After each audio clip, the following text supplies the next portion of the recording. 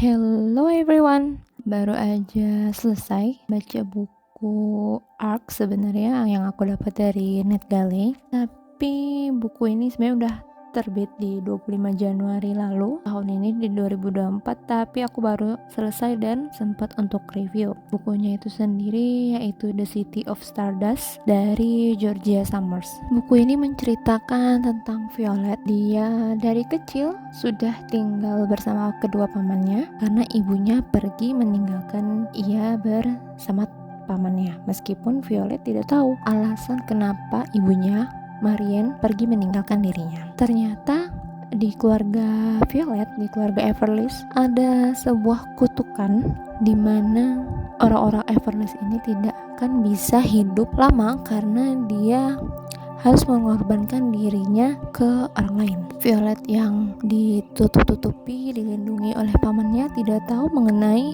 keberadaan kutukan ini hingga akhirnya ia dihadapi kenyataan bahwa ibunya lah yang seharusnya menjadi tumbal, kalau aku bisa bilang, dari kutukan ini. Tapi karena ibunya menghilang, maka sasaran selanjutnya ada di Violet. Jadi buku ini akan berfokus di sekitaran kutukan, keluarga Everleigh, dan bagaimana cara Violet untuk menghilangkan kutukan ini dari keluarganya. Jadi sebenarnya aku pribadi itu punya ekspektasi yang cukup tinggi untuk buku ini, tapi malah kena zong karena cara penyampaian buku ini yang kurang banget menurut aku pribadi. Padahal buku ini tuh punya premis yang oke banget. Kalau baca blurbnya aja sekilas tuh bikin aku jatuh cinta, makanya aku langsung request untuk bisa mendapatkan art buku ini di NetGalley. Ketika aku baca, world buildingnya sih oke ya, keren malah. Segala sesuatu kayak tentang scholar, terus ada pintu rahasia, ada kunci rahasia, ada kota rahasia, terus ada kutukan. Itu tuh menarik banget untuk diikuti. Makanya aku bilang tadi, sebenarnya premis buku ini tuh keren banget, dan kalau eksekusinya benar,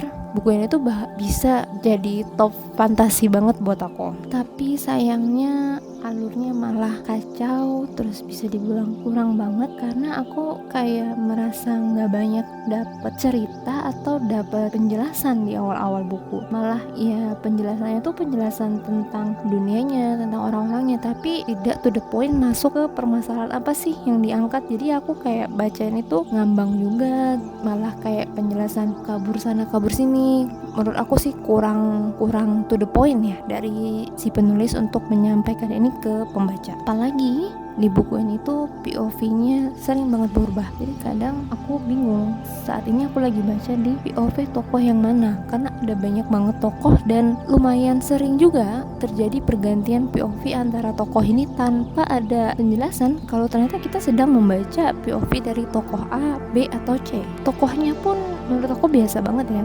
Violet sebagai tokoh utama tuh kurang banget. Aku kira dia kayak punya kekuatan khusus atau spesial atau yang keren banget di dunia itu, tapi ternyata enggak juga, dia biasa aja. Terus kita juga akan ketemu tokoh yang namanya Alexander. Dia itu love interest si Violet, tapi aku ngerasa Alexander itu bukanlah tokoh yang kuat. Dia kayak tidak punya impresi apapun untuk aku ketika aku baca tentang diri dia. Jadi kayak aku juga bingung, kok tiba-tiba mereka berdua malah bisa jadi ada rasa satu sama lain, padahal kalau kalian baca bukunya tuh bisa baca mereka tuh kayak jarang banget ada hubungan secara langsung berdua, karena banyak entah tiba-tiba Violet menghilang atau si Alexander yang menghilang. Bahkan ada jeda waktu yang cukup panjang terjadi di buku ini. Tokoh lain yang disebutin pun nggak terlalu kuat yang bisa bikin ceritanya jadi hidup banget, kecuali si Penelope sang villainnya. Ketika aku baca Penelope, aku malah lebih tertarik dengan dia karena aku bisa ngelihat cerita masa lalunya, kenapa dia jadi jahat, cerita dia seperti apa yang mau dia kejar, itu justru lebih jelas tujuannya dibandingkan si Violet yang kayak tidak tahu apa-apa. Penyelesaian konfliknya juga kurang dan aku nggak puas sama sekali karena konflik ini malah kayak nggak melibatkan si Violet sama sekali sebagai tokoh utama, lebih ke ujung-ujungnya balik ke Penelope lagi, dan Violet ya entah apa impactnya gitu. Makanya aku juga bingung. Alexander juga nggak terlalu ada impactnya di ending konflik ini. Sejujurnya aku akhirnya aku kecewa sih baca buku ini, karena aku sebenarnya udah jatuh cinta dengan dunianya, tapi eksekusi alur tokoh dan permasalahannya malah kurang banget. Aku secara pribadi akhirnya cuma kasih buku ini rating 3 aja, dan di sini